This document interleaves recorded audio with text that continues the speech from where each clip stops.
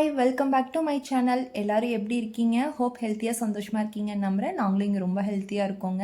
இந்த வீடியோ பார்த்தீங்க அப்படின்னா ஆடி 3வது வெள்ளிக்கிழமை எடுத்த வீடியோங்க. வீடியோ போஸ்ட் பண்ணுறதுக்கு கொஞ்சம் டிலே ஆகிடுச்சுங்க ஆடி நோம்பினால். இதே 3rd ஆடி வெள்ளிக்கிழமை பார்க்குறீங்க அப்படின்னா ஃபஸ்ட்டு ஆடி வெள்ளிக்கிழமையும் செகண்ட் ஆடி வெள்ளிக்கிழமையும் நம்ம சேனலில் போஸ்ட் பண்ணியிருக்கேன். கண்டிப்பாக போய் அதை பார்த்துட்டு 3rd வெள்ளிக்கிழமை பாருங்கள். துர்கியம்மன் கோயிலுக்கு போகிறதுக்கு தாங்க. காலையில் நேரமே எழுந்திரிச்சிட்டு குளிச்சுட்டு லன்ச் செஞ்சு வச்சுட்டு அப்படியே தம்பி ஸ்கூலுக்கு ட்ராப் பண்ணிவிட்டு அப்படியே கோயிலுக்கு வந்துடுவேங்க. அந்த அன்றைக்கி பார்த்தீங்க அப்படின்னா அன்னதானமாக தக்காளி சாப்பாடு செய்யலான்னு சொல்லிட்டு அதுக்கு தாங்க ஃபஸ்ட்டு அந்த படி பார்த்துருப்பீங்க. அதில் 1.25 படி அரிசி ஊற வச்சுருக்கேங்க. இப்போ பெரிய குக்கர் கலவாக செஞ்சுக்கலான்னு சொல்லிட்டு பெரிய குக்கரில் அப்படியே ஸ்பைசஸ் எல்லாம் கொஞ்சம் ஆட் பண்ணிவிட்டு ஒரு 2 பிளேட் ஃபுல்லாக பெரிய வெங்காயம் ஆட் பண்ணிட்டேங்க. இது எல்லாமே வணங்குறதுக்கு ரொம்ப லேட் ஆகும்.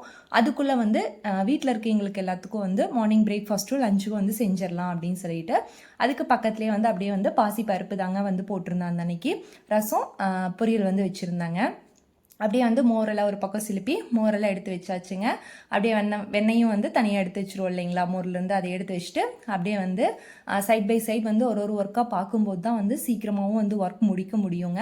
ஸோ அதுக்காக அது வெங்காயம் வணங்குறதுக்கு ரொம்பவே லேட் ஆகும். நல்லா கண்ணடிப்பதான் வந்ததுக்கப்புறம் தக்காளி இஞ்சி பூண்டு பேஸ்ட்லாம் ஆட் பண்ணால் தான் தக்காளி சாப்பாடு ரொம்ப டேஸ்ட்டாக இருக்குங்க. ஸோ அதுக்காக ரொம்ப மெதுவாக தான் வணங்கவே ரொம்ப மெதுவாக தான் வணக்கி விட்டுட்டு இருந்தேங்க. 6 o'clock ஸ்டார்ட் பண்ணதுங்க. 8:45 9 o'clock ஆகிடுச்சுங்க. அந்த அன்றைக்கி ரொம்ப டிலேவும் ஆகிடுச்சு ஸ்கூலுக்கு கொண்டு போய் விடுறக்கு. ஸோ ரொம்பவே பொறுமையாக தக்காளி சாப்பாடு செஞ்சுட்டு இருந்தேங்க. ஏன்னா நான் இவ்வளோ குவான்டிட்டி நான் ஃபஸ்ட் டைம் செய்கிறேன். ஏன்னா எப்போவுமே பார்த்தீங்க அப்படின்னா எனக்கு தெரியாதுன்னு விடுறத விட நம்ம ட்ரை பண்ணி பார்ப்போம், நம்மளால் முடியும் அப்படின்னு சொல்லிட்டு நான் அந்த அன்னைக்கு செஞ்சேங்க. அதே மாதிரி செம்ம டேஸ்டியாக வந்திருந்ததுங்க. எப்போவுமே 3/4 படி 1 படி அளவுக்கு தாங்க செய்வேன். பட் இந்த டைம் தான் 1.25 படி கிட்டத்தட்ட செஞ்சுருந்தாங்க. ரொம்பவே சூப்பராக இருந்துச்சுங்க. நம்மளால் முடியும்னு நினச்சா கண்டிப்பாக முடியுங்க. ஸோ யாரும் எனக்கு தெரியாது என்னால் முடியாதுன்னு சொல்லி விடாதீங்க. கண்டிப்பாக ட்ரை பண்ணி பாருங்கள். நம்மளுக்கு ஏதோ இன்றைக்கி ஒரு டைம் ஃபெயிலியர் ஆனாலும் செகண்ட் டைம் நம்ம ட்ரை பண்ணும்போது கண்டிப்பாக சக்ஸஸ் ஆகுங்க. நான் இதை கற்றுக்கிட்டேன். ஸோ அதனால் உங்கள்கிட்டயும் நான் ஷேர் பண்ணுறேங்க.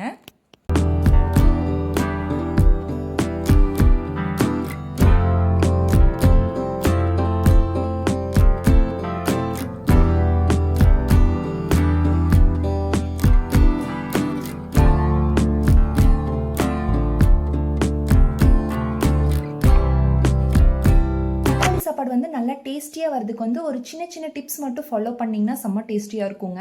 நல்லா பெரிய வெங்காயம் கொஞ்சம் அதிகமாகவே போட்டுக்கலாங்க. நம்ம ஒரு 4 வெங்காயம் போடுறோம் அப்படின்னா அந்த இடத்துல ஒரு 6 வெங்காயம் போட்டுக்கலாங்க.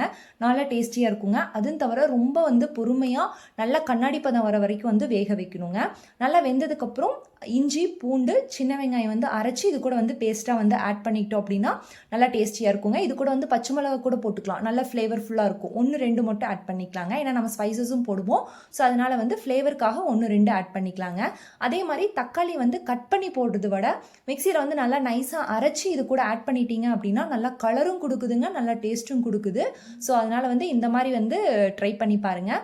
அதுக்கப்புறம் தக்காளியெலாம் நல்லா வெந்து வந்ததுக்கப்புறம் கொத்தமல்லி தழை புதினா தழை நல்லா ஆட் பண்ணிவிட்டு ஸ்பைசஸ் தயிர் ஒரு 2 கரண்டி அளவுக்கு ஆட் பண்ணேங்க. ஸ்பைசஸ் பார்த்திங்க அப்படின்னா நான் எப்போவுமே வரமிளகாய் தூள், அதுக்கப்புறம் கரம் மசாலா, கொத்தமல்லி தூள் இந்த 3 ஆட் பண்ணுங்க தக்காளி சாப்பாட்டுக்கு. கொத்தமல்லி தூள் ரொம்ப கம்மியாக, கரம் மசாலா 1 ஸ்பூன் அளவுக்கு, வரமிளகாய் தூள் நம்ம காரத்துக்கு ஏற்ப ஆட் பண்ணிக்கலாங்க. பட் ரொம்பவே டேஸ்டியாக இருக்குங்க. சாப்பாட்டெலாம் வச்சதுக்கப்புறம் தம்பிக்கும் பார்த்திங்க அப்படின்னா அந்த அன்றைக்கி சப்பாத்தியெல்லாம் செஞ்சு கொடுத்துருந்தாங்க. எல்லாம் முடிச்சுட்டு அப்படியே சாமி கும்பிட்டு அப்படியே ஸ்கூலுக்கு தம்பி ட்ராப் பண்ணியாச்சுங்க. ஏன்னா அது 10 மினிட்ஸ்க்கு மேலே லேட் ஆயிடுச்சுங்க அந்த அன்றைக்கி. அப்புறம் கொண்டு போய் பர்மிஷன் கேட்டு விட்டுட்டு அப்புறம் நாங்கள் அப்படியே கோயிலுக்கு போயிட்டோங்க. விசில் இறங்கிறதுக்கு ரொம்ப லேட் ஆயிடுச்சுங்க. அதனால தான் அந்த அன்றைக்கி லேட்டுங்க. ஸோ நம்ம இதுக்கு முன்னாடியே ஸ்டார்ட் பண்ணியிருக்கணும் அப்படின்னு சொல்லிட்டு அதுக்கப்புறம் தாங்க எனக்கு தெரிஞ்சுது. ஏன்னா இதான் ஃபஸ்ட் டைம் நம்ம ட்ரை பண்ணுறோம். ஸோ ஓகே நெக்ஸ்ட் டைம் நம்ம கரெக்ட் பண்ணிக்கலாம் அப்படின்னு சொல்லிட்டு திங்க் பண்ணிட்டேங்க. நீங்களும் இந்த மாதிரி செய்கிறீங்க அப்படின்னா நம்ம 1 மணி நேரத்துக்கு முன்னாடியே ஸ்டார்ட் பண்ணுறது ரொம்பவே நல்லதுங்க. அப்படியே கோயிலுக்கு வந்துட்டுங்க. கோயிலுக்கு முன்னாடியே பார்த்தீங்கன்னா பூ எலுமிச்சம்பழம்லாம் இருக்குங்க. அதை வாங்கிட்டு அப்படியே கோயிலுக்குள்ளே வந்து போயாச்சுங்க. இந்த வீக்கும் வந்து எலுமிச்சம்பழ தீபம் தாங்க ஏற்றிருந்தேன். அப்படியே சிறப்பாக வந்து சாமியெல்லாம் கும்பிட்டு முடிச்சுட்டு அப்படியே வெளியில் வந்து அன்னதானம்லாம் கொடுத்துட்டு அப்படியே வந்து வீட்டுக்கு வந்து கிளம்பியாச்சுங்க.